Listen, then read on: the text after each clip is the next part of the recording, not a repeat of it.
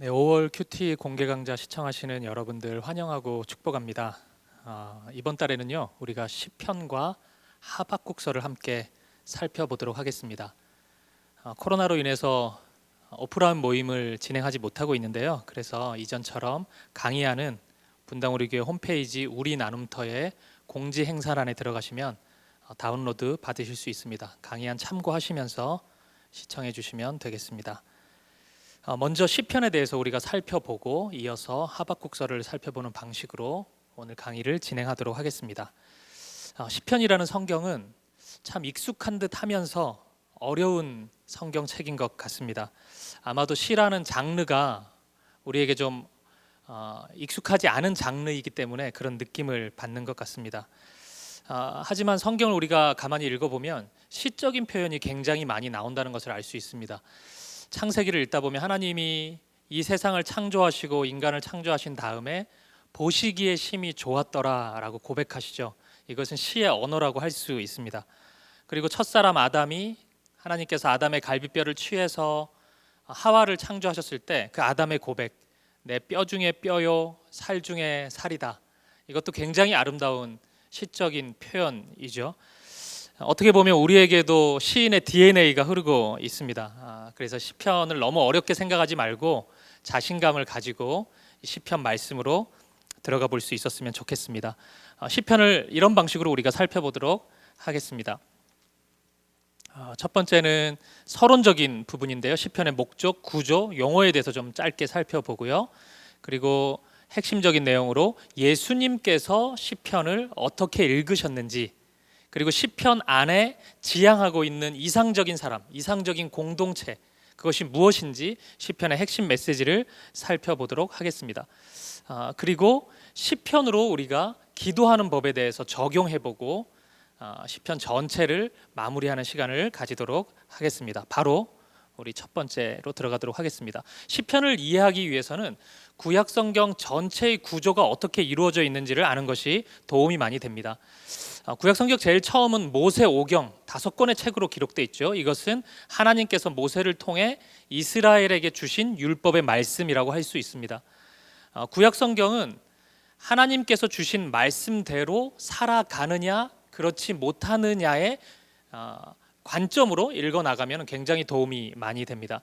모세오경 다음에 나오는 역사서, 여호수아 이후의 말씀을 보면 말씀과 동행한 이스라엘의 역사 이야기죠. 하나님께서 주신 율법의 말씀대로 이스라엘이 살아가느냐 그렇지 못하느냐, 그 이스라엘의 역사 이야기라고 할 수 있습니다. 제가 말씀과 동행한 여기에 물음표를 붙여놨죠. 왜냐하면 이스라엘 백성들은 하나님의 말씀과 동행하지 못했기 때문입니다. 그렇기 때문에 하나님께서 하나님의 사람을 이스라엘 백성들에게 보내주셨습니다. 그들이 바로 예언자, 선지자죠. 그래서 예언서는, 선지서는 다시 하나님의 말씀으로 돌아오라는 하나님께서 주시는 회개의 촉구 말씀이라고 할 수 있습니다. 그리고 하나가 남았죠. 시가서가 남아 있습니다. 오늘 우리가 살펴볼 시편을 포함한 시가서의 말씀. 이스라엘의 역사 가운데 대체적으로 하나님의 말씀에 불순종하고 죄짓는 역사가 반복되는데, 그 중에 소수의 사람들은 하나님 말씀을 따라서 신실하게 걸어간 백성들이 있었습니다. 그들은 하나님으로부터 큰 복을 받아 누렸죠. 그들이 그 복을 누리면서 하나님께 고백한 감사, 하나님을 향한 찬미, 또 그들이 믿음으로 살아가면서 믿음의 삶에 걸맞지 않는 삶의 현실 속에서의 그 마음의 번뇌, 아쉬움, 고통, 이런 것들을 시로 고백한 것이 시가서라고 할 수 있습니다. 어떻게 보면 시가서의 말씀은 오늘날 우리들의 삶의 이야기, 이렇게 이해할 수도 있을 것 같습니다. 이것을 조금 더 구체적으로 살펴본다면 오경과 역사서는 하나님의 행동이라고 할 수 있습니다. 하나님께서 이 세상을 어떻게 다스리시고 통치하시겠다라는 그 말씀, 그 하나님의 일 이야기라고 할 수 있죠. 예언서도 하나님의 말씀이죠. 죄로 인해서 그렇지 못한 일이 벌어졌을 때 하나님이 어떻게 이스라엘을, 이 땅을 회복시키실지에 대한 하나님 편에서의 말씀이고 행동이라고 할 수 있습니다. 하지만 유일하게 시가서는 이스라엘 편, 인간의 편에서의 응답이라고 할 수 있습니다. 그래서 이 모든 것이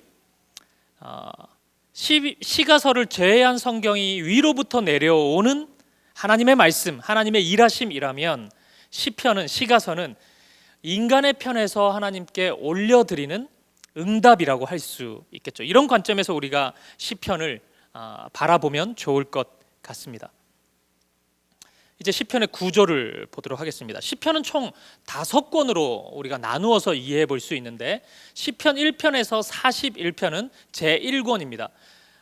이 1권에서는 다윗의 생애와 관련된 시들이 주로 기록되어 있습니다. 다윗이라는 인물에 우리가 주목해 볼 필요가 있는데, 구약 성경에서 다윗은 예수님을 예표하는 사람입니다. 그리고 죄인인 인간의 삶을 대표하기도 합니다.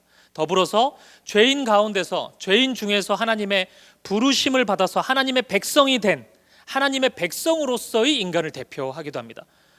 예수님을 보여주면서 죄된 모습을 보여주는, 우리의 삶 속에 은혜와 어두움을 동시에 보여주는 그런 대표성을 가진 인물이라고 할 수 있습니다.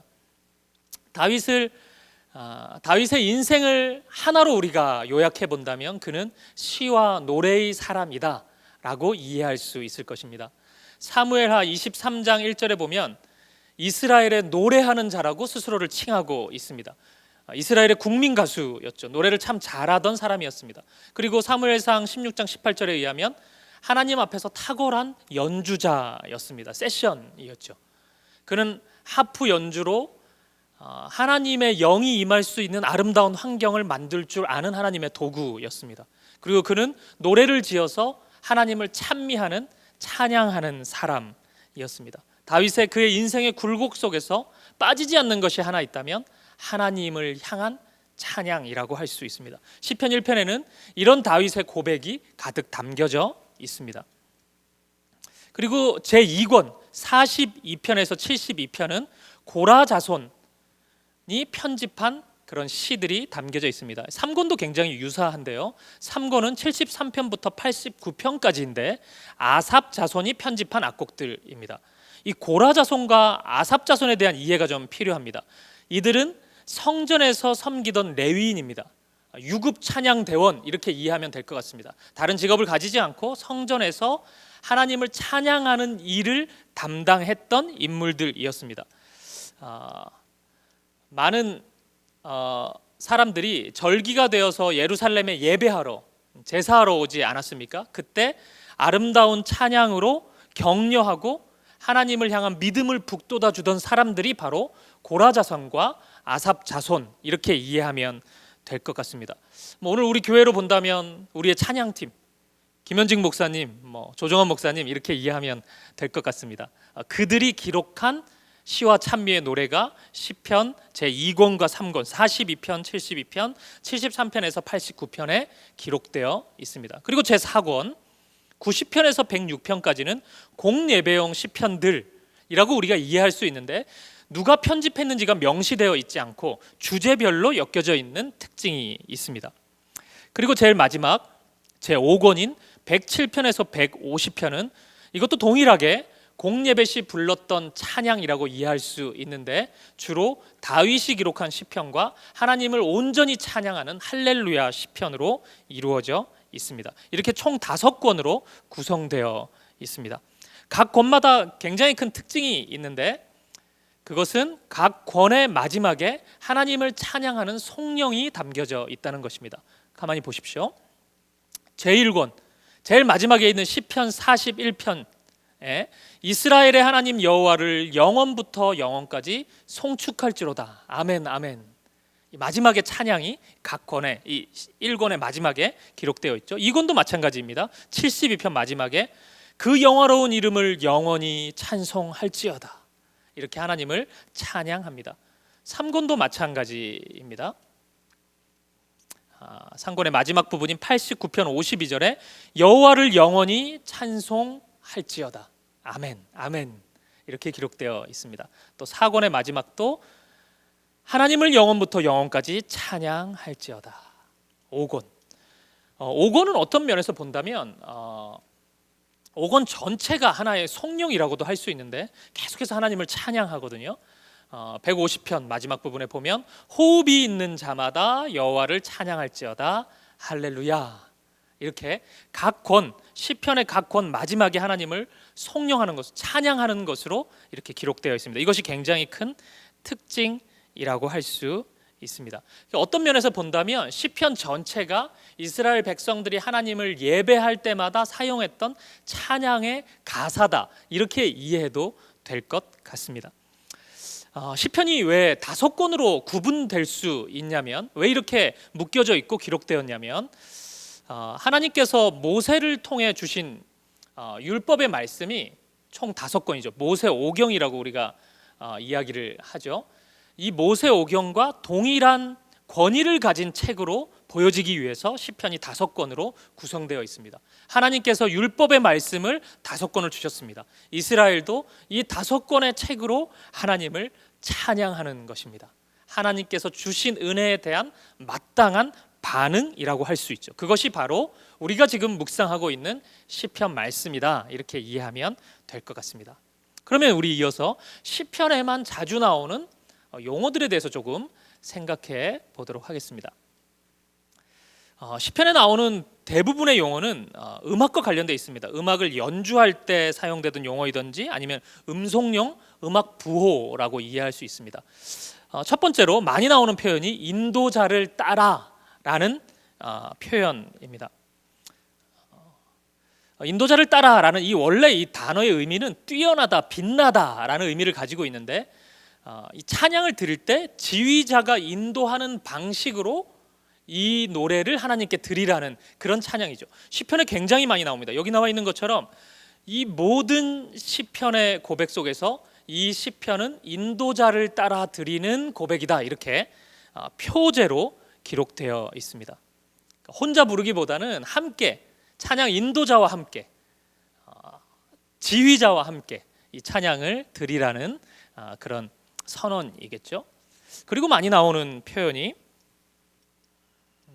8째 줄에 맞추어라는 표현입니다. 이게 히브리어로 스민이신데, 이 8의 의미가 있기 때문에 그렇습니다. 8은 하나님께서 7일 창조를 하셨죠. 그러니까 8은 창조의 날입니다. 하나님이 창조하신 날이죠. 그리고 예수님께 적용을 해보면 죽음 이후에 부활하신 새로운 삶의 또 시작이라고도 할 수 있습니다. 그래서 이스라엘 백성들에게 8은 부활의 새 창조, 새롭게 시작하는 어떤 그런 의미를 가지고 있습니다. 우리가 죽음의 시간을 보내고 있고 어둠의 시간을 보내고 있을 때 소망을 가질 수 있는 이유는 하나님께서 우리를 그 수렁에서 건지실 것이기 때문입니다. 예수님이 십자가에 죽으셨지만 그분은 부활하셨습니다. 그래서 이 8째 줄에 맞추어라는 이 찬양은, 이 고백은 한 옥타브 좀 낮게 부르면서 우리가 지금 비록 어두움 가운데 있지만 하나님께서 우리를 살리실 것이라는 그 소망을 구하면서 부르는 노래라고 할 수 있습니다. 시편 6편과 12편의 표제로 사용되어 있습니다. 그리고 살펴볼 표현은 관악에 맞춘이라는 표현입니다. 이 노래를 관악에 맞추어서 부르라는 거죠. 사실은 시편에서 이 고백하는 이 관악이라는 표현이 현악기를 의미하는지 관악기를 의미하는지 정확히는 알 수 없습니다. 하지만 뭐 비슷하게 이해할 수 있겠죠.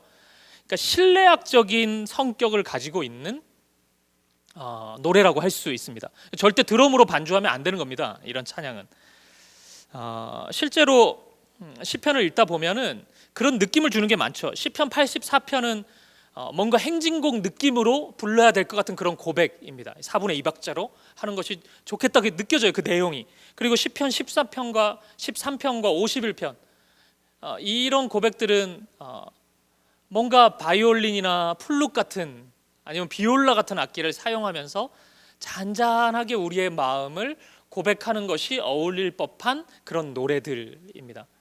그러니까 이 관악에 맞춘이라는 그런 시는 그런 성격, 그런 느낌을 가져다 주는 하나님을 향한 찬양이라고 이해할 수 있을 것 같습니다. 그리고 살펴볼 표현은 히카욘입니다. 좀 약간 발음이 힘든데 이 단어는 묵상을 뜻하는 표현인데 시편에서는 때때로 멜로디로 번역되는 경우가 많았습니다. 그러니까 조용한 멜로디로, 잔잔한 멜로디로 말씀을 곱씹으면서, 가사 하나하나를 곱씹으면서 하나님을 찬양해야 된다 라는 그런 표현이겠죠. 시편 9편 16절과 19편 14절에 이 표현이 나옵니다. 그리고 하나 더 살펴보죠. 여두둔 형식이라는 그런 표제들이 있습니다. 이 표현은 시편 39편, 62편, 77편의 표제로 사용되는데, 여두둔이라는 이름이 이게 사람 이름입니다. 아삽 해만과 함께 다윗 시대의 악사였습니다. 그러니까 하나님을 찬양하는 전문 찬양가, 성가, 지휘자, 뭐 그렇게 이해할 수 있겠죠. 시편 77편의 표제를 보면 작사 아삽, 작곡 여두둔 뭐 이런 식의 표현이 나오거든요. 그러니까 정확하게 이 여두둔 형식이 어떤 느낌을 이야기하는지는 모르겠어요. 하지만 여두둔만의 독특한 음악 형식이 있었던 것 같습니다. 그래서 이 형식으로 찬양을 부르는 게 좋다, 이런 거죠. 이 좀 가사들을 좀 보니까, 이 시편에 기록된 그 말씀 한 절 한 절을 보니까 뭔가 장르가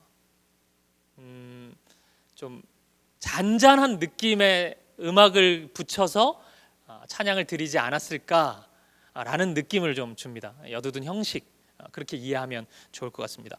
그 외에도 시편에는 뭐 다양한 그 용어들이 좀 나오는데요. 뭐 마스길, 우리가 잘 알죠. 이것은 교훈이라는 의미고, 아엘레세아할, 사슴이랑 곡조 뭐 이런데 새벽에 좀 부르기에 좋은 그런 찬양이고요. 소사님, 백화파라는 뜻입니다. 또 셀라는 가사 중간중간에 굉장히 많이 나오죠. 근데 이 셀라가 무슨 뜻인지는 정확히 알려져 있지 않습니다.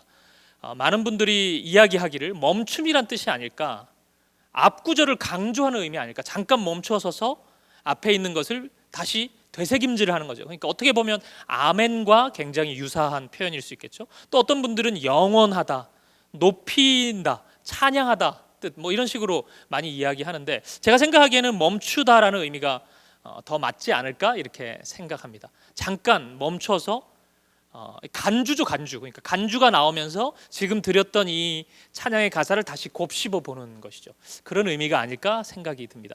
그리고 시편에 나오는 그 외의 고백들, 용어들도 굉장히 많은데 알려지지 않은 의미의 표현들도 굉장히 많습니다. 하지만 대부분은 이 찬양 가사를 보다 더 마음을 다해서, 힘을 다해서 하나님께 드릴 수 있는 어떤 음악적인 장치 기호, 이런 식으로 이해하면 될 것 같습니다.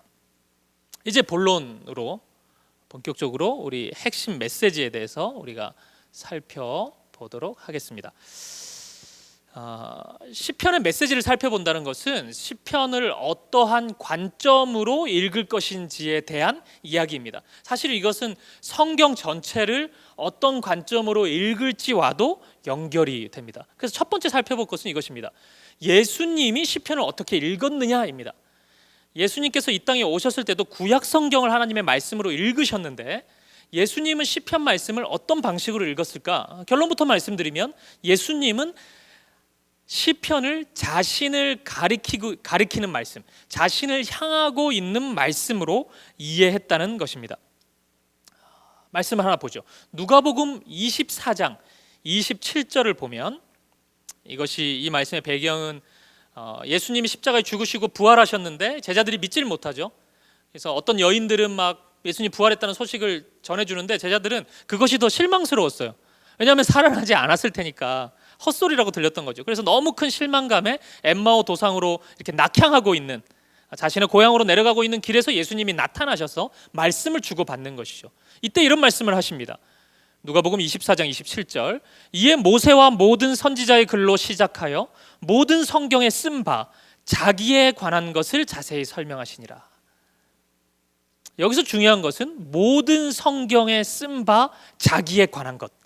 예수님께서는 구약 성경 전체가 모두 자기에 관한 말씀으로 이해했다는 것입니다. 말씀 하나를 더 볼까요?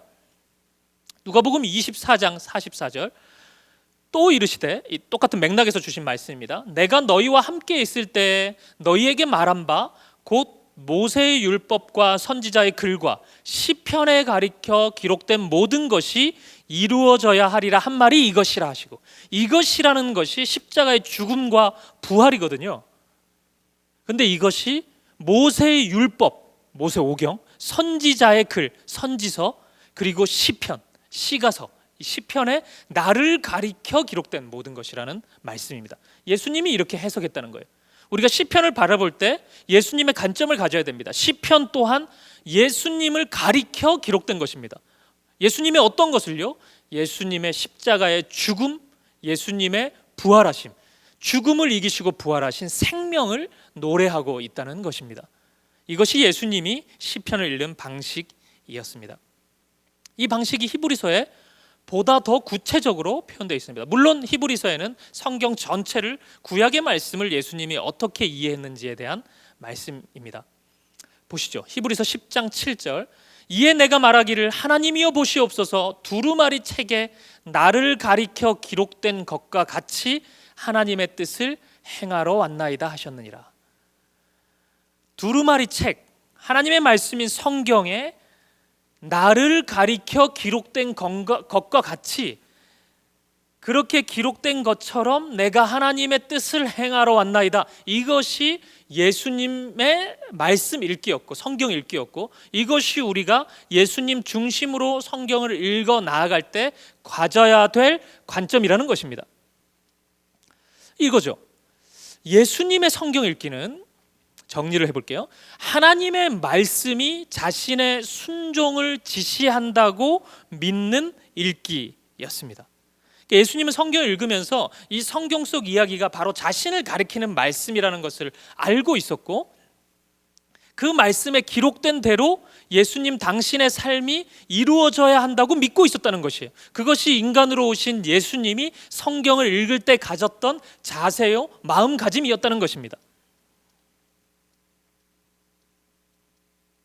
그렇기 때문에 성경 안에 기록된 하나님은 불순종하는 대상이 아니라 100% 순종하는 사람을 염두하고 말씀하시고 있습니다.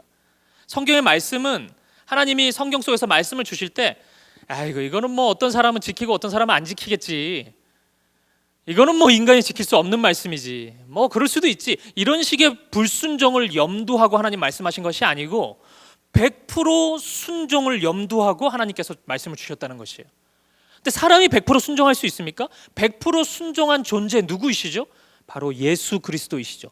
그런 차원에서 이 성경 말씀의 핵심이 예수 그리스도가 되시는 것입니다. 그래서 성경의 모든 말씀은 결국 예수님을 향할 수밖에 없는 것이죠. 우리가 이를 믿는다면 성경을 읽을 때마다 우리도 나의 순종을 통해 말씀이 어떻게 실현될까를 기대하며 읽어 나가야 된다는 것이에요. 그런 아무런 기대감 없이, 소망 없이 그냥 그렇게 그냥 잠이 좀 안 오니까 잠자려는 목적, 뭐 이런 목적으로 우리가 성경을 읽어서는 안 되는 것이에요. 성경을 읽을 때 이 말씀이 나에게 반드시 순종돼야 되고, 내가 이 말씀에 순종해야 되고, 내가 이 말씀을 지켜서 하나님이 어떠한 일이 일어나는지를 기대하고 소망하면서 읽어 나아가야 된다는 것입니다. 그것이 예수님 중심으로 성경을 읽어 나아간다는 의미인 것이에요. 물론 성경에는 곳곳에 예수님이 숨어 계십니다. 성경 어떠한 말씀에도 예수님이 없는 말씀은 없어요. 태초에 말씀이 계셨고, 요한복음 말씀처럼 그 말씀이 육신이 되어 이 땅에 오신 분이 예수님이시기 때문에 창세기부터 요한계시록까지 예수님이 등장하지 않는 것은 없습니다. 하지만 우리가 성경을 읽을 때 단순히 숨은 그림 찾기 하듯이 예수님 어디 숨어 계신가, 이런 식의 찾기, 이것은 성경 읽는 방식의 한편만 치우친 것이죠. 우리가 함께 고려해야 될 것은 실제 인간이 되셔서 이 땅에 오신 예수님이 성경을 어떻게 읽었느냐, 예수님의 마음이에요. 그때의 예수님의 마음과 자세는 이 말씀의 순종을 소망하고 결단하면서 읽어 나아가셨다는 것입니다. 자신의 삶을 그렇게 복종해 가면서, 하나님 말씀에 복종해 가면서 하루하루 삶을 진행해 나아가셨다는 것이에요. 그래서 우리가 시편을 읽을 때도 그 예수님을 발견해야 되고, 그 예수님 안에서 일하시는 하나님의 역사와 하나님의 계획을 소망하고 노래하면서 이 말씀을 읽어 나가야 된다는 것입니다. 그렇기 때문에 시편 안에서 나타나는 가장 강력한 주제는 예수님께서 이루시는 하나님 나라라고 할 수 있습니다. 우리가 구약 성경을 가만히 보면 하나님께서 하나님 당신의 형상대로, 아름다움대로 이 세상을 창조하셨습니다. 창조의 아름다움이 가득했어요. 그것이 바로 하나님 나라죠. 하나님의 말씀에 저항하는 어떠한 세력도 있지 않았습니다. 하지만 죄로 인해서 하나님 나라는 파괴되기 시작했습니다. 파괴되고 끝났습니까? 그렇지 않죠. 그 창조를 회복하시려는 하나님의 열심이, 하나님 나라를 반드시 회복시키시려는 하나님의 열심이 이 구약 성경 안에 가득 담겨져 있죠. 그리고 예수님께서 이 땅에 오셔서 그 하나님 나라를 온전히 회복시키셨습니다. 어떻게 죄인을 의인으로 만들 수 있었습니까? 우리의 죄를 대신해서 십자가에 죽으심으로, 우리의 죄를 대신 감당해 주심으로 우리를 하나님 백성으로 다시 삼아 주셨고 하나님 나라를 다시 재건하셨습니다. 시편 안에도 이 아름다운 이야기가 가득 담겨져 있다는 것이에요. 하나님 나라의 이야기, 죄로 얼룩진 이 세상 가운데 이 땅을 회복시키시려는 하나님의 열심, 하나님의 열정, 그리고 그 곳곳에 숨겨 있는 예수님의 십자가와 부활의 이야기가 시편 속에 담겨져 있다는 것입니다. 그래서 시편은 이런 노래들이라고 우리가 정리할 수 있겠습니다. 첫 번째는 과거에 경험했던 하나님 나라의 위엄과 영광을 노래합니다. 감사시죠. 개인이 드리는 감사, 이스라엘이라는 공동체가 드리는 감사, 이렇게 구분해 볼 수 있겠습니다. 두 번째는 장차 나타날 하나님 나라의 다양한 면모를 찬양하는 것이죠. 지금 비록 하나님 나라의 일들이 많이 담겨져 있지 않지만, 눈에 보이지 않지만 반드시 그 일이 일어날 것이라는 소망을 가지고 찬양하는 것이죠.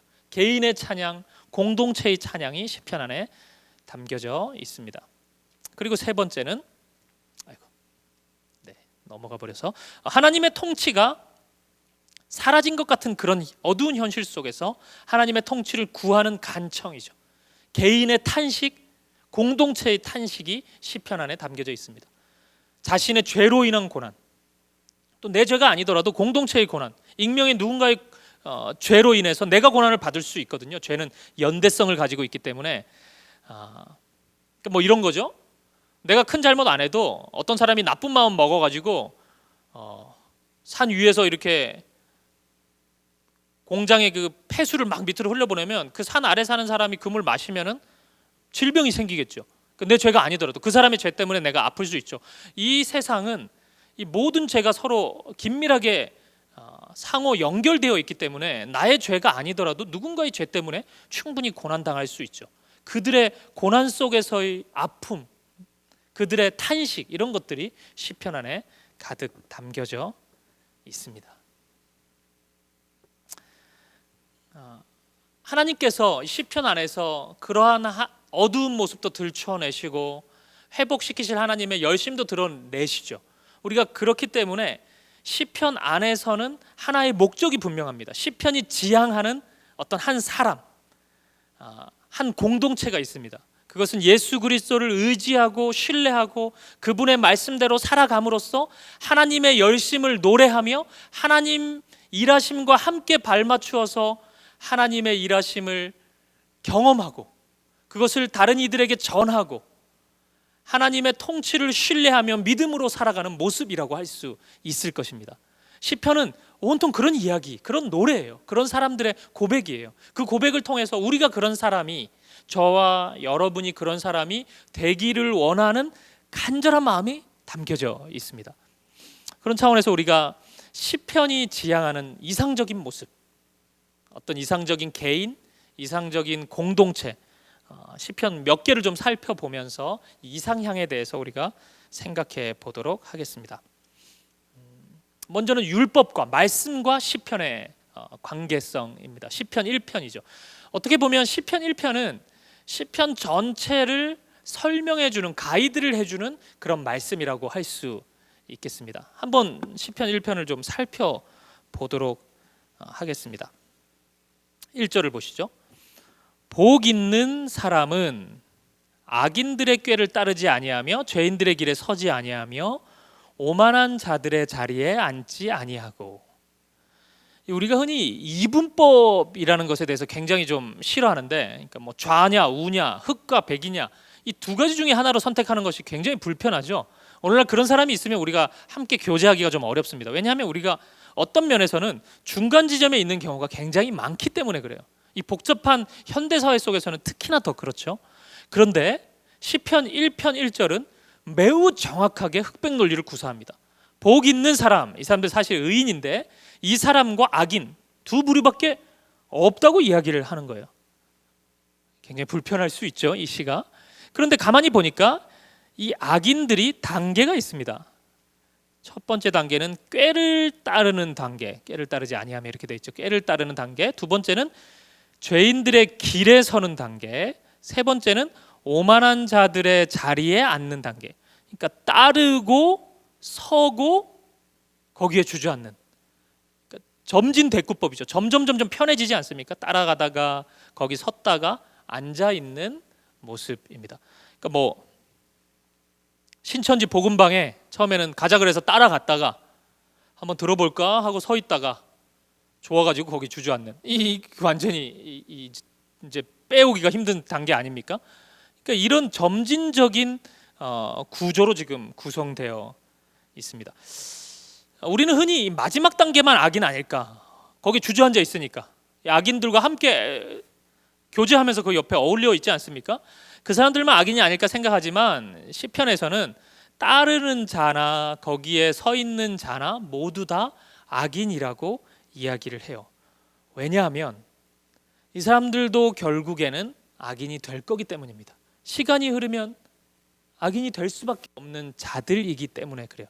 점진적으로 악에 가까워지고 있는 자들이기 때문에 그렇습니다. 그러니까 제가 어디서 읽은 이야기인데, 아프리카 어느 부족에 100명이 있었는데 거기서 90명이 아주 잔인한 그 살해에 참여했다 그래요. 그리고 5명은 그 행위에 대해서 반대를 했고 5명은 그냥 지켜봤다 그래요. 보십시오. 여기서 이 잔인한 범죄에 참여한 90명은 당연히 악인이겠죠. 그럼 여기 이제 남은 10명의 문제인데 그것을 반대한 5명은 의인이겠죠. 그럼 5명은 어떨까요? 그냥 거기서 지켜본 그 5명. 시편의 논리에 의하면 그 사람들도 악인이라는 것이에요. 왜냐하면 충분히 의롭지 않았기 때문에 그렇습니다. 적극적으로 선한 삶을 살지 않았기 때문에 그래요. 그래서 그들도 얼마든지 악의 환경만 조성되면은 얼마든지 악을 저지를 수 있는 가능성이 있는 그런 사람이기 때문에 악인으로 규정할 수 있는 거예요. 시편의 논리는 지금 그렇습니다. 그러면 우리가 의인으로 살기 위해 어떻게 해야 됩니까? 우리의 삶의 방향을 잡아줄 수 있는 진리가 필요하죠. 말씀이 필요하죠. 그렇기 때문에 2절을 보면 율법의 말씀을 이야기합니다. 오직 여호와의 율법을 즐거워하여 그의 율법을 주야로 묵상하는도다. 아멘. 의인은 말씀을 즐거워합니다. 내 감정이나 나의 지식을 의지하지 않고 진리의 말씀을 따라가요. 그 진리의 말씀은 시대나 상황에 손을 타지 않기 때문에 언제나 적용되기 때문에 그 진리를 따라가죠. 근데 그 율법을 즐거워해요. 그러니까 주야로 묵상할 수 있는 거죠. 밤낮으로 어떻게 성경을 읽습니까? 이 묵상이라는 단어가 이 중얼중얼 거리는 건데, 읊조리는 것인데 어떻게 밤낮으로 그럴 수 있어요? 즐거우니까 가능하죠. 말씀이 너무 즐거우니까 밤이건 낮이건 항상 그 말씀과 함께 할 수 있는 것입니다. 그런 사람은 어떤 사람입니까? 3절을 보면 시냇가에 심은 나무가 철을 따라 열매를 맺으며 그 잎사귀가 마르지 아니함 같죠. 그러니까 언제나 마르지 않는 나무처럼 풍성하죠. 그가 하는 모든 일이 다 형통하리로다. 형통을 보장받을 수 있습니다. 하지만 4절을 보십시오. 악인들은 그렇지 않습니다. 오직 바람에 나는 겨와 같습니다. 왔다 갔다 하는 거죠. 누가 이 소리 하면은 이렇게 따라가고 누가 저 소리 하면 저렇게 따라가고 시세 중심적이죠. 재테크 이야기하면 그렇게 또 마음을 쏟았다가 명예, 권력, 돈, 쾌락 뭐 여기저기 다 쫓아가는 것입니다. 자녀를 교육할 때도 말씀이 중심이 아니고 세상 풍조에 따라서 휩쓸려 다니는 거예요. 바람에 나는 겨와 같은 것이죠. 왔다 갔다 하는 것이죠. 하지만 의인은 말씀을 따라가고 있기 때문에 언제나 굳건하죠. 굳건한 나무처럼 딱 서 있는 것입니다. 5절을 한번 보시죠. 그러므로 악인들은 심판을 견디지 못하며 죄인들이 의인들의 모임에 들지 못하리로다. 악인들은 결국에는 심판 앞에 설 수밖에 없습니다. 그것은 진리가 아니기 때문이죠. 그리고 의인들의 삶을 알지 못합니다. 의인들의 삶이라는 것은 무엇입니까? 하나님께 인정받는 형통한 삶일 뿐만 아니라 여기 5절에 참 관심을 불러일으키는 표현이 있는데 의인들의 모임입니다. 의인들의 모임이 있다는 거예요. 죄인들은, 악인들은 의인들의 모임에 들지 못하는데 의인들은 언제나 그 공동체를 이루어서 그들과 함께 믿음의 우정을 나누며 서로의 믿음을 북돋아주면서 살아가는 기쁨이 있다는 것입니다. 사랑하는 성도 여러분, 우리가 믿음의 길을 걸어가면 말씀대로 살아가고자 애를 쓰면 외로울 수가 있어요. 이 말씀대로 살아갔을 때 과연 하나님이 함께 하시는 것이 맞을까? 그리고 혹시 실패하진 않을까?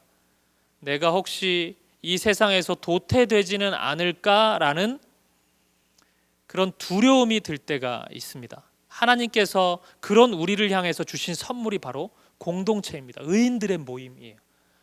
만약 외로움 가운데 있는 분이 있다면 나 혼자 이 말씀을 지키는 것 같고 어느 누구도 이 말씀대로 살지 않는데 다 타협하면서 그냥 그렇게 살아가는데 나 혼자만 유독 이렇게 말씀을 지키려고 사는 그런 사람인가? 외롭다, 힘들다 하는 분이 있다면 절망하지 마셔요. 곧 의인들이 눈에 들어오기 시작할 것입니다. 이 의인들의 모임은 우리가 의의 길을 걷기 시작할 때 만나게 됩니다. 아무도 없는 것 같은데 우리가 말씀대로 살아나가면 그 사람들이 보이기 시작해요. 나 말고도 그렇게 그 길을, 진리의 길, 십자가의 길, 믿음의 길을 걸어가고 있는 수많은 사람들이 있다는 것을 우리가 금세 확인할 수 있습니다. 여러분도 만약 확인해 보고 싶으면 말씀대로 하나님의 뜻대로 이 시간부터 걸어가 보셔요. 그러면 그 길을 걸어가고 있는 수많은 의인들이 눈에 보이기 시작할 것입니다. 그런 모임이 있습니다. 여러분 모르셨겠지만 그 모임이 이미 형성돼 있습니다. 함께 교제하고 사랑을 나누는 의인들의 모임이 있습니다. 마지막 절을 보십시오. 의인들의 길은 여호와께서 인정하시나 악인들의 길은 망하리로다. 이 망하리로다라는 표현이 순식간에 신속하게 이런 의미를 가지고 있거든요. 그러니까 하루아침에 망하게 되는 것입니다. 어제까지도 승승장구할 것 같은 그런 악인의 모습이 있다 할지라도 하루아침에 순식간에 신속하게 그들은 망할 것입니다. 하나님은 시퍼렇게 뜬 눈으로 이 땅의 모든 삶을 다 지켜보고 계십니다. 말씀대로 살아가는 것, 의인으로 살아가는 것, 하나님께서 이 세상을 통치하고 다스리심을 믿음으로 나아가는 것, 그것이 시편 1편이 노래하는 하나님의 사람의 모습인 것입니다. 시편을 읽을 때 우리의 모습 안에서 꿈꿔야 되는 이상향이 바로 시편 1편에 기록된 이런 믿음의 사람인 것이죠. 그리고 우리 한 편만 더 보겠습니다. 시편 23편입니다. 시편 23편은 다윗이 쓴 시로 알려져 있는데 한 사람, 다윗의 굴곡진 인생사를 관통하는 하나님의 열심이라고 할 수 있습니다. 이 시편 23편은 가만히 보면은 굉장히 아름다운 모습, 그 표현들이 많이 나옵니다. 한번 보십시오. 내게 부족함이 없으리로다. 그가 나를 푸른 풀밭에 누이신다. 쉴만한 물가로 인도하신다. 굉장히 아름다운 표현이죠. 내 영혼을 소생시키신다. 의의 길로 인도하신다. 주께서 나와 함께 하신다. 주의 지팡이와 막대기가 나를 안위하신다. 내게 상을 차려주신다. 내 잔이 넘친다. 마지막 절에 보면 선하심과 인자하심이 반드시 나를 따른다. 여호와의 집에 영원히 살 것이다. 이렇게 보면 굉장히 낭만적인 시입니다. 그리고 멋진 삶의 모습을 담고 있는 시죠. 어떤 면에서 보면 이 시를 기록한 시인은 고생 한번 안 해보고 절망이란 단어와는 전혀 상관없는 승승장구하는 삶을 살고 있는 것처럼 보이기도 합니다. 하지만 우리가 알고 있는 것처럼 이 시를 기록한 사람은 다윗입니다. 그리고 많은 학자들이 이 시를 기록한 시점이 다윗이 자신의 삶을 마감하는 말년에 지은 시라고 그렇게 이야기를 합니다. 그렇게 본다면 이 시 안에 다윗의 인생 전체가 담겨져 있다고 보는 것이 옳을 것 같아요. 그러니까 다윗의 어린 시절을 생각해 보면 그는 부모와 형제들의 소외 속에서 살아가고 있었습니다.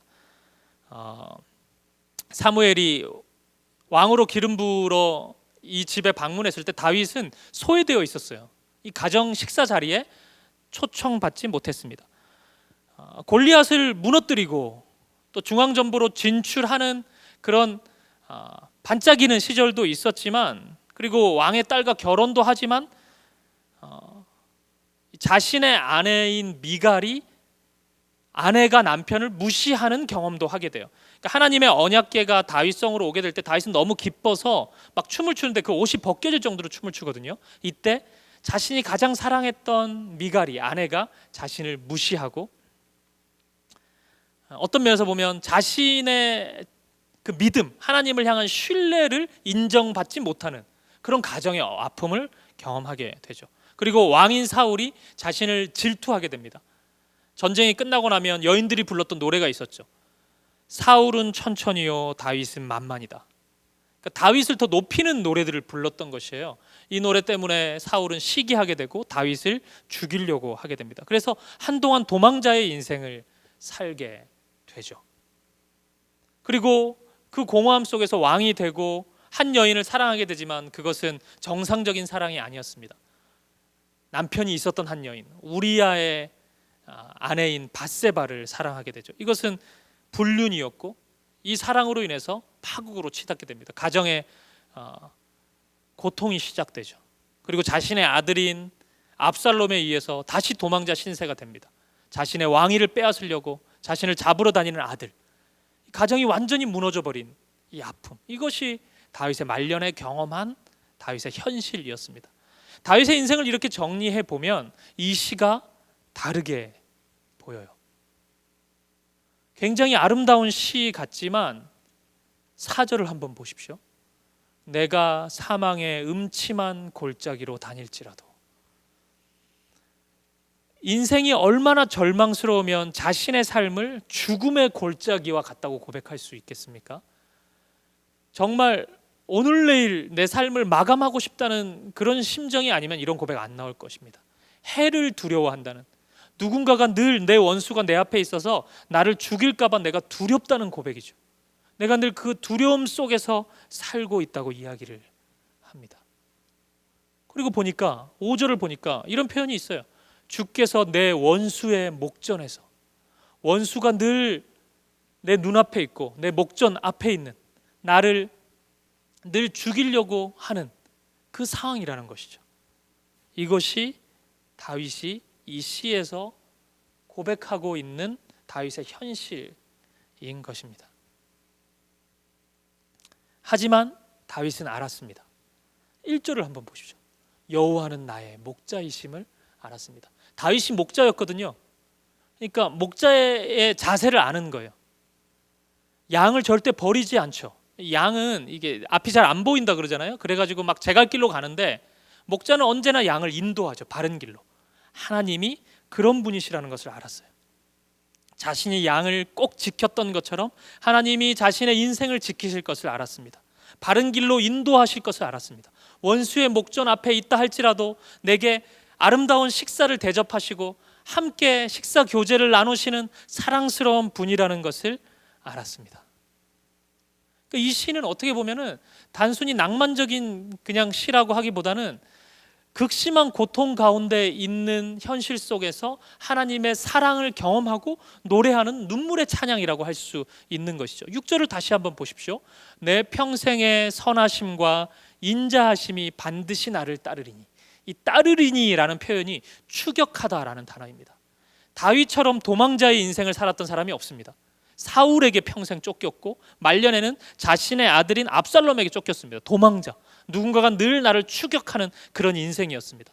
그런데 다윗은 알았습니다.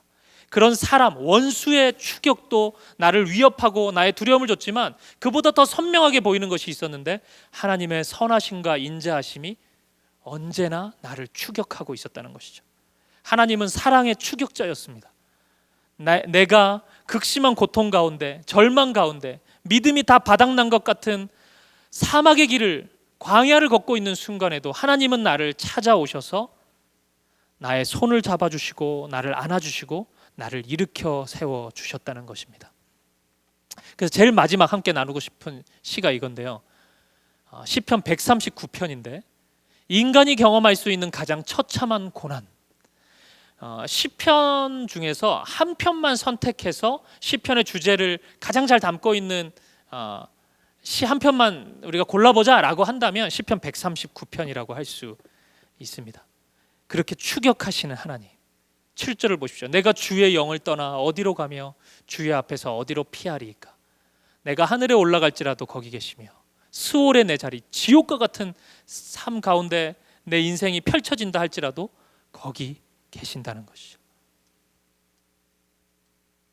내가 새벽 날개치며 바다 끝에 거할지라도 주님의 손이 나를 인도하십니다. 그것이 주님의 사랑이죠. 시편 139편은 인간이 경험할 수 있는 가장 바닥을 이야기하거든요. 내가 내 삶을 마감하고 싶은 마음으로 벼랑 끝으로 내가 걸어간다 할지라도 주님이 거기서 나를 기다리고 있다는 것입니다. 주님의 사랑, 주님의 손길이 어디에나 있다. 이것이 시편 139편의 고백이라고 할 수 있습니다. 시편에는 우리 인생들이 경험할 수 있는 모든 삶의 모습들이 다 나와 있습니다. 기쁨도 있고, 특별히 시편에서 가장 강력한 주제인 고난, 고통, 절망, 이런 삶이 시편 안에 다 기록되어 있는 것이죠. 이유를 알 수 없는 고난이라 할지라도 여기 나와 있는 것처럼 인간이 겪을 수 있는 모든 고난과 고난 당할 때의 복잡한 심경, 감정을 가감 없이 시편은 드러냅니다. 그래서 시편은 저주시도 있어요. 뭐 이런 거죠. 누군가가 내가 바르게 말씀으로 살려고 하는데 나를 엄청 괴롭히고 힘들게 해요. 그를 진짜 죽이고 싶은 마음이 들 정도도 있어요. 그런 저주의 시도, 시편 108편, 109편, 137편. 이걸 읽다 보면 진짜 가슴이 벌렁벌렁해집니다. 이런 저주의 시도 있습니다. 그래서 여러분이 누군가의 관계 속에서 너무 억울하고 힘들다면은 그를 비난하는 언어를 사용하기 전에 이 시편 안으로, 이 저주의 시 안으로 들어와 보셔요. 그리고 이 시로 노래하면서 하나님 앞에 나아갈 수 있었으면 좋겠습니다. 절망의 언어를 시편의 노래로 우리가 고백할 수 있는 것이죠. 왜 그래야 되죠? 예수님도 그러셨어요. 예수님도 시편을 그렇게 절망 속에서 노래하는 고백으로 사용하셨어요. 대표적인 것이 시편 22편입니다. 1절을 보십시오. 내 하나님이여 내 하나님이여 어찌 나를 버리셨나이까. 어찌 나를 멀리하여 돕지 아니하시오며 내 신음소리를 듣지 아니하시나이까. 어디서 많이 본 표현이죠. 예수님께서 십자가에 달리셨을 때 드렸던 고백입니다. 이것은 진짜 하나님이 나를 버리셨구나. 하나님 당신 나한테 어떻게 이럴 수 있어요? 성부가 성자를 어떻게 이렇게 할 수가 있어? 뭐 이런 표현이 아니고 우리의 죄를 대신한 죽음을 향해서 예수님은 나아가고 계시죠. 그 죽음 앞에서, 그 죽음은 하나님으로부터 끊어진 단절된 그런 상황이죠. 그런 끔찍한 현실이죠. 그때 예수님은 시편의 고백으로 그 절망을 노래하는 것이죠. 하나님 나를 어찌 버리셨습니까?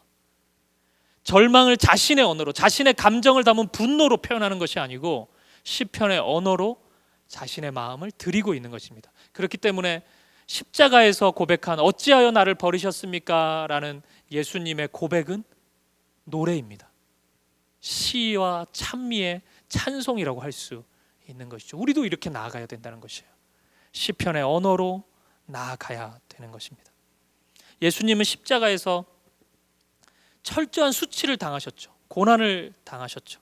그것이 다 우리의 죄를 대신한 것이었습니다. 그래서 우리는 예수님을 바라보는 것이죠. 우리가 절망 가운데 있는 현실을 경험한다 할지라도 예수님이 그 길을 걸어가셨고 그 십자가의 고난이 끝이 아니고 죽음을 이기시고 부활하신 생명을 우리에게 전해주셨으니 우리가 그분을 바라보며 이 십자가의 길을, 이 고난의 길을, 절망의 길을 묵묵히 걸어갈 용기를 얻게 되는 것입니다.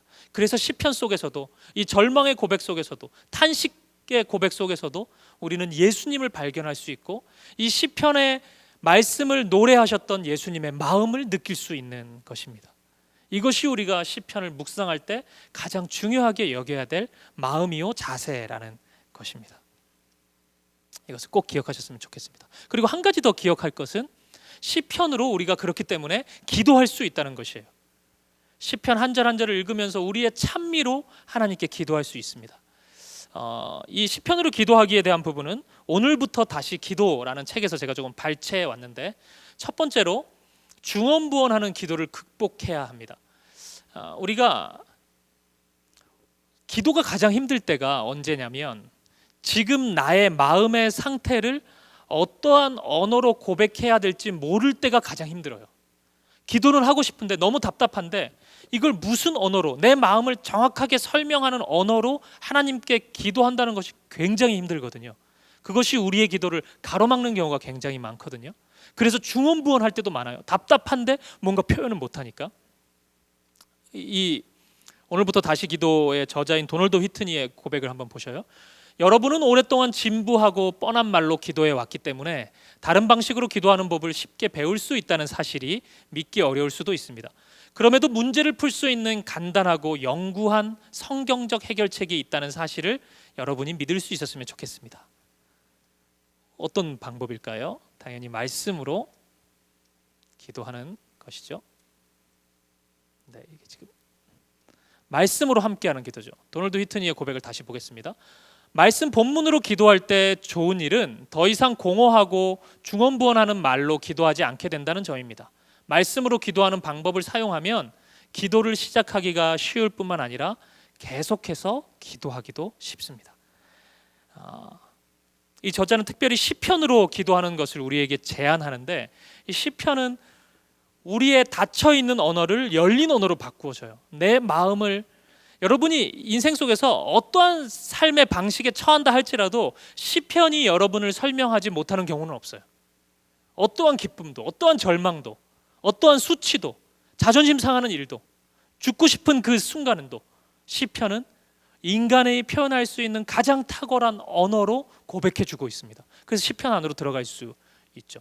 그래서 이 저자는 이렇게 이야기합니다. 오늘의 시편이라는 것을 정해서 기도하기를 제안해요. 그러니까 이런 거예요. 오늘 날짜에 맞춰서 30을 더한 시편이 오늘의 시편으로 정해보자는 거예요. 이런 거죠. 5일이라면 그러면 시편 5편, 35편, 65편, 95편, 125편이 오늘의 시편이에요. 이 5편을 읽고 오늘 나의 마음과 가장 적합한 시편이 있다면 그 시편으로 하나님께 기도드리는 것입니다. 그 시인이 내가 되어서, 내가 그 시인이 되어서 그 언어를 내 언어로 표현해 보면서 하나님께 고백하는 거죠. 23일이라면 23, 53, 83, 113, 143편이 오늘의 시편이죠. 이것을 읽고 한 편을 정해서 기도로 드리는 것입니다. 30을 더하는 것이죠. 아까 우리가 보았던 시편 23편, 오늘이 23일이다 그러면 23편이라면 내가 사망의 음침한 골짜기를 거닐고 있는 것 같은 마음을 고백하는 것이에요. 내가 두렵다고 하나님께 정직하게 고백하는 것이에요. 하지만 하나님이 나의 목자가 되심을 노래하는 거예요. 그래서 내가 용기를 얻을 수 있도록 힘을 달라고, 내가 양처럼 제 갈 길로, 어리석은 길로 간다 할지라도 여호와가 나의 목자시니 나를 바른 길로 인도해 달라고 간구할 수 있는 것입니다. 시편으로 나의 삶을 고스란히 하나님께 드리며 나아갈 수 있는 것이죠. 이것이 시편으로 기도하는 것입니다. 우리가 이 5월달 시편 묵상을 하면서 시편 한 편 한 편을 하나님께 드리는 기도문으로 사용할 수 있었으면 좋겠습니다. 이제 시편 부분 결론입니다. 잠행하는 하나님의 통치, 때때로 우리의 인생 속에서는 하나님의 통치가 우리 눈에 보이지 않을 때가 있습니다. 물 아랫속에 있는 것처럼 잘 보이지가 않을 때 있어요. 하지만 그럴 때라도 하나님은 일하십니다. 우리 눈에 포착되지 않는다 할지라도 하나님은 언제나 하나님 나라를 회복시키시기 위해 일하시는 분이십니다. 하나님의 열심은 쉬지 않으십니다. 그 하나님을 시편의 언어로 노래할 수 있었으면 좋겠습니다. 기도를 드리고 싶은데 어떻게 기도해야 될지 모를 때, 어떤 단어를 써야 될지, 어떤 표현을 사용해야 될지 모를 때 시편의 언어로 들어가 보십시오. 시편에는 우리의 모든 마음을 대변해 주는 아름다운 고백들이 다 담겨져 있습니다. 김혜곤 교수님이 이런 표현을 했습니다. 제가 읽어보겠습니다. 시편은 부재 중인 하나님 나라에 사는 하나님 자녀들의 영적 생존 분투록입니다. 따라서 하나님을 향한 마음이 냉정해지고 심드렁해진 사람들이 하나님과의 감미로운 친밀감을 회복하는 데 가장 유익한 책이 시편입니다. 하나님의 통치 흔적이 사라진 팍팍한 현실에서 기도 언어가 끊어져 빌바를 알지 못하는 탄식에 눌릴 때 시편은 위력을 발합니다. 시편 묵상이 우리에게 이런 용기를 줄 것입니다. 그리고 월터 브루그만이라는 유명한 구약학자의 고백입니다. 신은 우리 가운데서 산문으로 축소된 것들이 잘못되었음을 폭로하도록 강하게 자극합니다. 심하게 축소된 진리를 쟁점으로 거론하려면 산문의 세계의 반대 의사를 표명하는 시인이 되어야 합니다. 공식으로 설명되지 않죠. 하나님이 다스리신다고 우리는 믿지만 하나님의 다스리심이 우리 눈에 잘 보이지 않을 때도 있습니다. 그럴 때일수록 우리는 시인이 되어야 됩니다.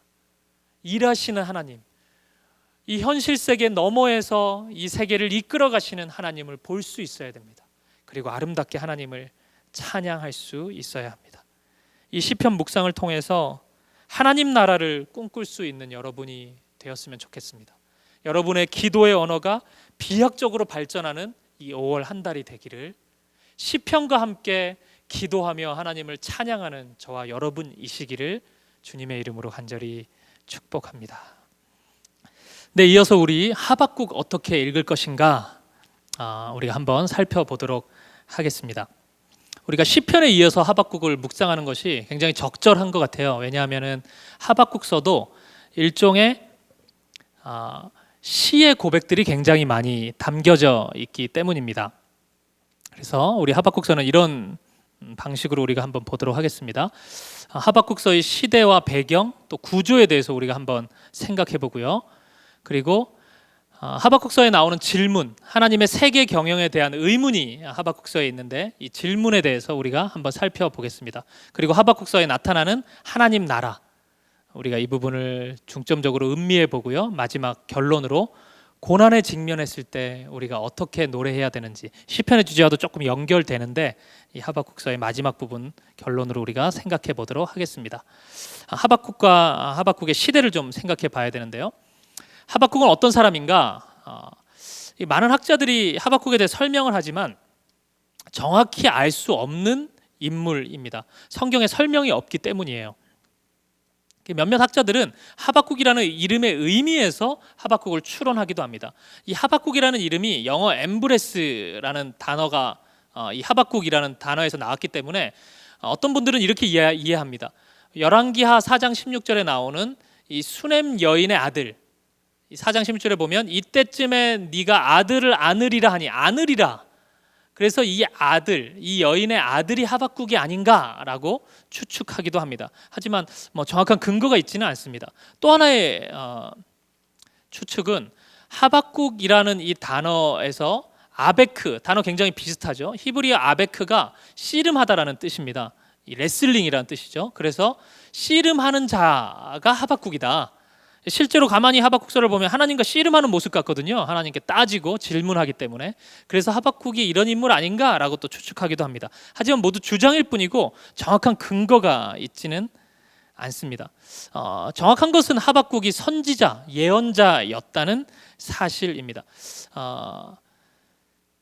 여러 번 그 큐티 공개 강좌 통해서 말씀드린 것처럼 이 예언자는 이 예자가 예금하다의 예자로 이해하는 것이 성경이 말하는 예언자의 모습, 예언의 모습, 예언자의 모습과 좀 더 유사합니다. 그러니까 말씀이 맡겨진 사람이죠. 그러니까 하박국은 하나님의 말씀을 맡았습니다. 그리고 그 말씀을 전하는 자였습니다. 그런데 이 하박국서에서 나타나는 한 가지 특징은 하박국이 하나님의 말씀을 온전히 소화하지 못했다는 것이에요. 하나님의 말씀을 받았는데 하박국은 물음표를 가졌습니다. 어떻게 그럴 수 있죠? 왜 그렇죠? 그래서 자신의 마음을 매우 정직하게 하나님께 질문한 선지자가 하박국이라고 할 수 있습니다.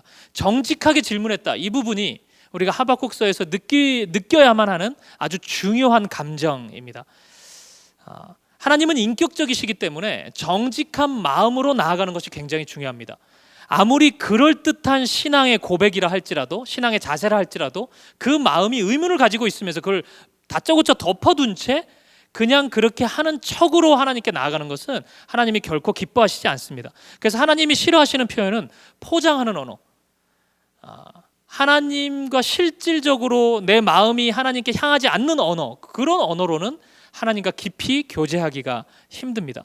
만약 이 큐티 강좌를 청년들 중에 이 강좌를 듣고 있는 분들이 있다면 여러분들의 기도가 이 하박국의 마음과 같은 기도여야 됩니다.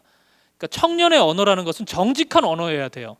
하나님이 안 믿어진다면 안 믿어진다고 고백해야 되고, 내 삶에 고통이 있고 어려움이 있고 풀리지 않는 의문이 있다면 하나님 왜 그러십니까? 내가 힘듭니다. 왜 자꾸 나를 이런 수렁으로 빠뜨리십니까? 라고 따져 물을 수 있어야 됩니다. 그 묻는 질문 속에서 하나님과 깊은 교제가 일어나는 거죠. 하박국은 하나님을 향한 정직한 질문을 통해서 하나님의 마음을 알기 시작했고 하나님께 온전한 믿음의 찬양을 드릴 수 있었던 것입니다. 하박국은 그런 인물이었습니다. 그리고 하박국은 율법의 전달자였습니다. 이 탈무드를 보면 이런 고백이 나옵니다. 모세는 이스라엘에게 613개의 계명을 주었으며 다윗은 10개를 주었고 이사야는 2개를 주었지만 하박국은 의인은 그 믿음으로 말미암아 살리라, 하박국 2장 4절에 나오는 이 한 가지 계명만을 주었다, 이렇게 이야기를 하죠. 그러니까 의인은 믿음으로 말미암아 살리라 라는 말씀, 매우 중요한 말씀 한 가지를 하박국을 통해 전달되었다, 이렇게 탈무드가 이야기한다고 할 수 있습니다. 이걸 우리가 성경처럼 받아들일 필요는 없고 어쨌든 하박국은 하나님의 도구였다, 이것이 우리가 확인할 수 있는 분명한 사실입니다. 역사적인 배경을 좀 보도록 하겠습니다. 하박국의 시대 속에서의 배경은 아수르의 쇠퇴와 바벨론의 등장과 맞물려져 있습니다. 애굽, 아수르, 바벨론, 이 강대국들의 이 국제 정세가 당시 강대국들의 이 패권 다툼 속에서 이스라엘은 극심한 고통을 경험할 수밖에 없었습니다. 어느 편에 서야 되는지, 어떤 것이 믿음의 길인지, 이 약소국인 이스라엘 입장에서는 이미 북이스라엘이 망했고 남유다 하나 남았는데 어떻게 해야 될지 힘없는 왕이 할 수 있는 방법이 별로 없었던 것이죠. 그런 어려운 상황 속에 있었습니다.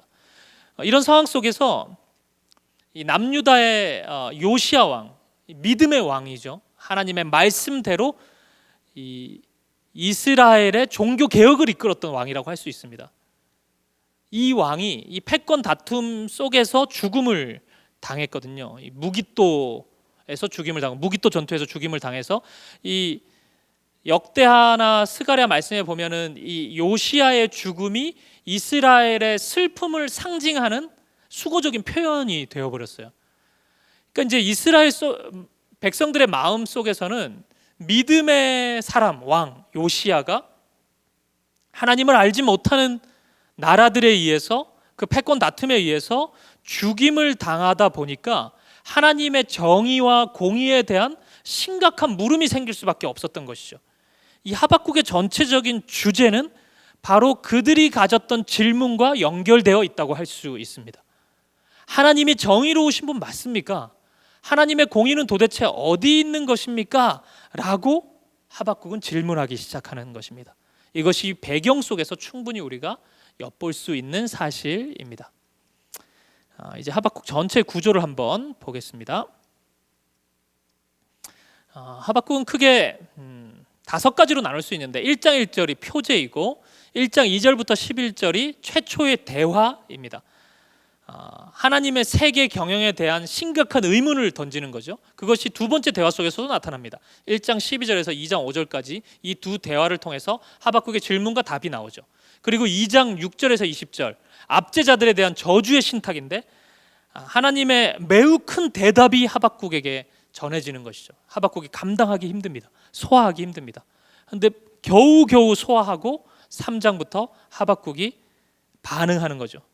그가 하나님을 높이고 믿음의 찬양을 드릴 수밖에 없었습니다. 그것이 하박국 3장에 나오는 고백이라고 할 수 있습니다.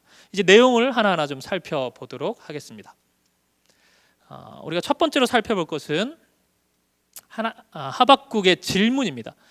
하박국은 하나님의 세계 경영에 대해서 심각한 의문을 가졌습니다. 그래서 하나님께 질문을 하기 시작합니다. 첫 번째, 이 불평 섞인 질문은 이것입니다.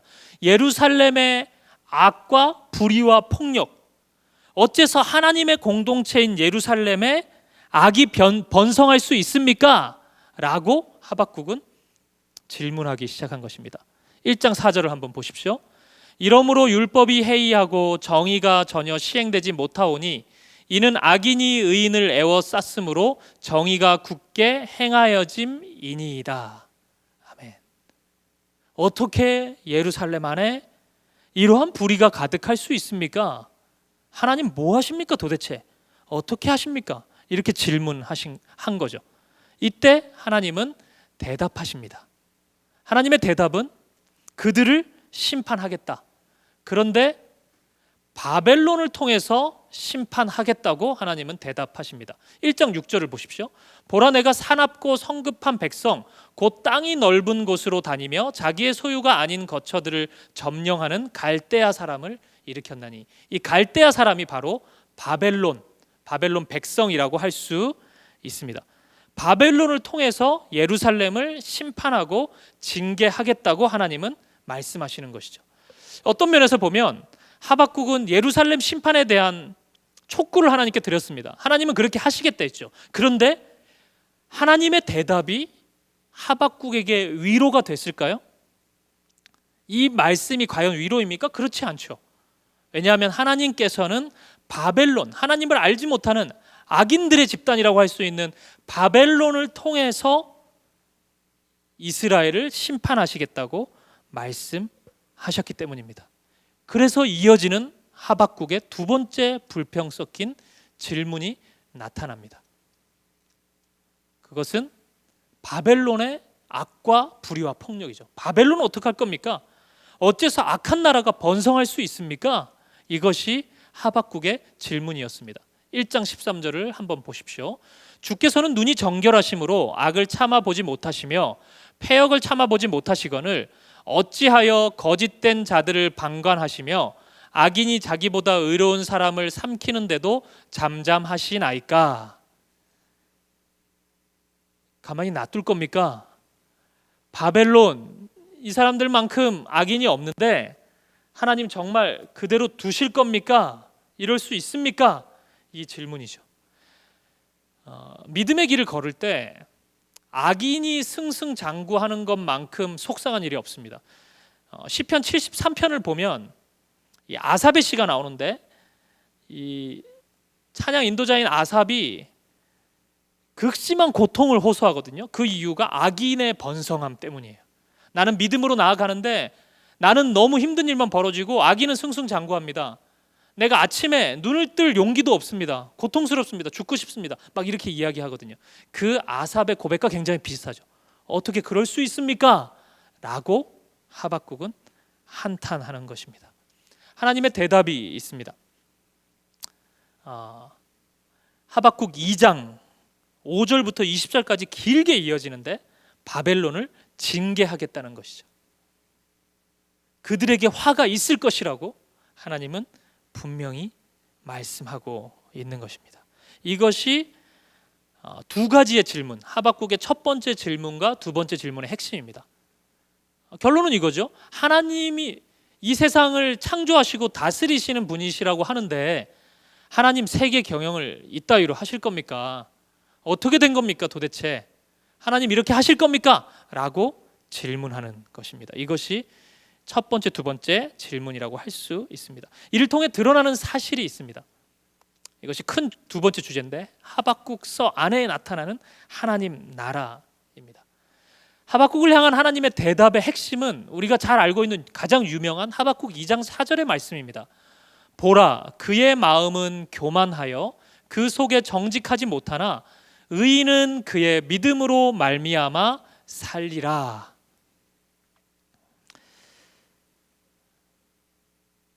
의인은 어떤 사람이냐면 믿음으로 말미암아 살아가는 사람이라는 것이 하나님 대답의 핵심입니다. 여기서의 믿음은 무엇일까요?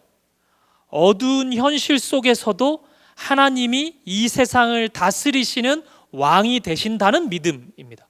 비록 내 눈에는 악이 번성하는 것처럼 보이고 의인이 고통당하는 것처럼 보인다 할지라도 하나님이 저 멀리 떠나신 것이 아니라 여전히 이 세상 한복판에 서서 이 세상을 다스리시고 통치하시는 분이라는 것을 믿는 것, 그것이 이 하박국 2장 4절의 믿음입니다. 의인은 어떤 사람이 의인이냐면 그러한 하나님을 향한 신뢰를 가지고 살아가는 사람이 의인이라는 것입니다. 그것이 하나님의 대답입니다. 그렇기 때문에 하나님의 답의 핵심은 하나님 나라를 향한 하나님의 열심은, 나의 열심은 쉬지 않는다. 나는 단 한 번도 이 세상을 포기한 적이 없다. 너희를 포기한 적이 없다. 이 땅의 인간들을 포기한 적이 없다. 하나님 나라를 이루기 위한 열심은 쉬지 않는다. 하나님의 열심을 하나님은 답해 주셨습니다. 신약 성경의 사도 바울은 이 하박국서 2장 4절을 가지고 믿음과 의 그리고 복음을 설명하였습니다. 우리가 잘 아는 로마서 1장 17절을 보면 복음에는 하나님의 의가 나타나서 믿음으로 믿음에 이르게 하나니 기록된 바 오직 의인은 믿음으로 말미암아 살리라 함과 같으니라. 아멘. 여기서 의인은 믿음을 가진 사람이라고 그랬죠.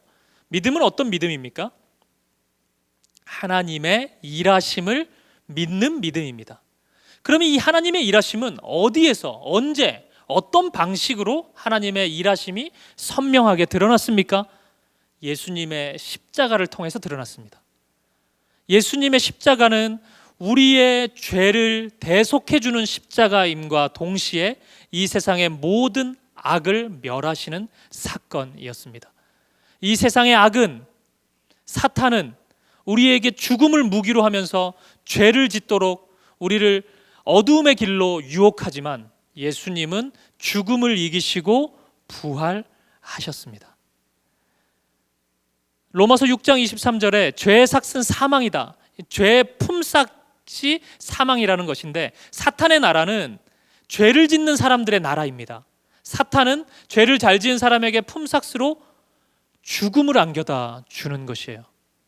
그렇기 때문에 사탄의 나라에서 하나님 나라로 올 수 있는 방법은 죄를 안 짓고 죽음을 벗어날 수 있는 길밖에 없는데 예수님께서 십자가에서 우리를 대신해서 죽으심으로 사탄을 멸하셨습니다. 죽음의 문제를 해결하셨습니다. 더 이상 사탄이 죄를 짓게 하기 위해서 죽음으로 우리를 위협할 수 없는 것이에요. 그래서 예수님의 십자가는 죽음과 어두움과 사탄을 멸하신 승리의 사건인 것입니다. 하나님의 일하심이 어두운 현실 속에서 여전히 내가 이 세상을 사랑하고 이처럼 사랑하고 이 세상에 하나님 나라를 다시금 재건하고 건설하겠다, 너희를 내가 나의 백성으로 부르겠다는 새 언약과 새 계명을 주신 사건이 바로 예수 그리스도의 십자가 사건인 것입니다. 그것이 그래서 복된 소식, 기쁜 소식, 복음인 것이죠. 복음에는 하나님의 의가 나타나서 믿음으로 믿음에 이르게 하는 것입니다. 의인은 이런 믿음을 가지는 것입니다. 십자가를 바라보면서 어두운 현실 속에 있지만 내 눈앞에 어두움밖에 보이지 않는 현실 속에서도 십자가를 통해 믿음을 가지는 것입니다. 예수님 십자가에 죽으실 때 수많은 사람들이 조롱하고 비난했습니다. 어떻게 하나님의 아들이 인간에 의해서 십자가에 죽을 수 있느냐고 조롱하였습니다. 예수님 십자가 죽으실 때 다 끝났다고 생각했어요. 하나님은 실패했고 세상의 힘은 성공하고 승리했다고 생각했습니다. 하지만 정말 그랬습니까? 그렇지 않았습니다. 예수님의 부활을 통해서 세상이 승리한 것이 아니고 하나님이 승리하셨음이 드러났습니다. 그래서 어두운 현실, 절망의 현실, 악이 승리하는 것 같은 현실을 사는 사람은 하나님의 일하심, 예수 그리스도의 십자가 앞에 나아가야 됩니다. 이 앞에서 믿음을 얻어야 됩니다. 그 믿음을 가지고 살아나가야 됩니다. 그것이 바로 의인입니다. 우리의 모습입니다. 하나님이 우리를 부르신 정체성입니다. 바울은 그렇게 하박국의 믿음과 의를 복음을 설명하는 도구로 사용한 것입니다. 하박국도 동일한 믿음을 가졌을 것입니다. 이것은 굉장히 힘든 깨달음이었겠죠. 그래서 바울은 갈라디아서에서 이렇게 이야기합니다. 갈라디아서 1장 4절과 3장 11절을 보면, 비록 우리가 악의 시대 속에 살지만, 그러니까 1장 4절에 보면 그리스도께서 하나님 곧 우리 아버지의 뜻을 따라 이 악한 세대에서 우리를 건지시려고, 악한 세대 가운데 살지만 의인은 믿음으로 살아가죠. 3장 11절, 갈라디아서 3장 11절, 하나님 앞에서 아무도 율법으로 말미암아 의롭게 되지 못할 것이 분명하니 이는 의인은 믿음으로 살리라 하였음이라. 믿음으로 살아가는 것입니다. 이 거대한 대답, 오직 의인은 믿음으로 말미암아 살리라 라는 이 하나님의 대답 속에서 하박국은 머리를 한 대 쿵 맞은 느낌이 들었을 거예요. 자기는 자기 눈에 보이는 거, 이거 어떻게 된 겁니까? 하나님 의인 고통당하고 악인은 승승장구하고 이 세상이 도대체 엉망입니다. 하나님 뭐 하십니까? 편안하게 따지고 묻고 그러고 있었는데, 하나님은 아주 큰 대답을 하박국에게 주신 것입니다.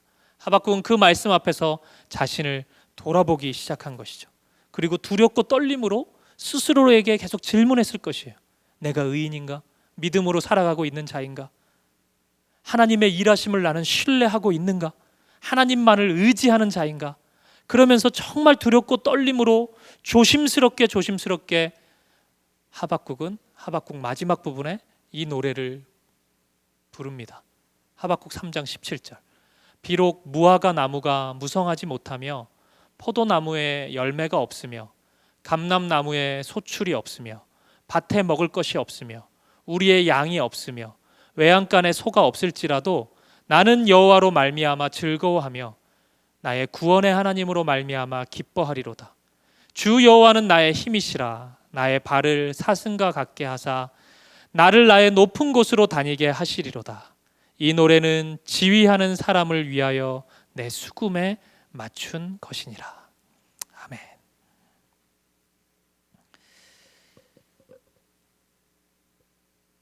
우리가 악의 문제 속에서 바라봐야 될 유일한 한 가지가 있다면 그것은 십자가입니다. 예수 그리스도이셔요. 그 십자가 속에서 악을 멸하시고 승리하신 하나님을 보아야 됩니다. 그리고 그 믿음으로 우리는 이 땅의 삶을 살아가야 됩니다. 때때로 우리도 우리의 삶 속에서 고난에 직면할 때가 있습니다. 우리가 올 한 달 시편과 하박국서를 묵상하면서 이 절망과 고난을 어떻게 다루어야 하는지를 묵상하고 배워갈 수 있었으면 좋겠습니다. 절망의 시간이 다가올 때 시편과 하박국서를 하나하나 곱씹어 보면서 읽고 또 묵상해 보십시오.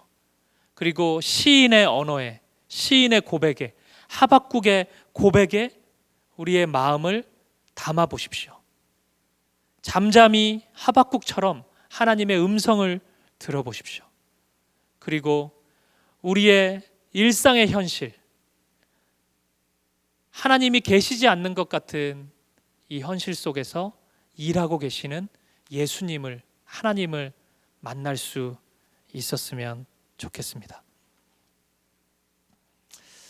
마지막으로 이 고백을 한번 제가 읽어드리고 마무리하겠습니다. 예기치 못한 고난으로 인해 선한 하나님을 의심하고 항변하는 사람, 바로 그가 하박국이다. 그런 하나님을 더는 못 믿겠다고 박차고 나가지 않고 집요하고도 처절하게 그분의 대답을 기다리고 앉아있는 사람, 바로 그가 하박국이다. 많은 말로 위로해 주기보다 아픈 자와 함께 있어주는 사람, 말을 그치고 잠잠히 하나님의 응답을 침묵과 고요 가운데 기다리는 사람, 바로 그가 하박국이다.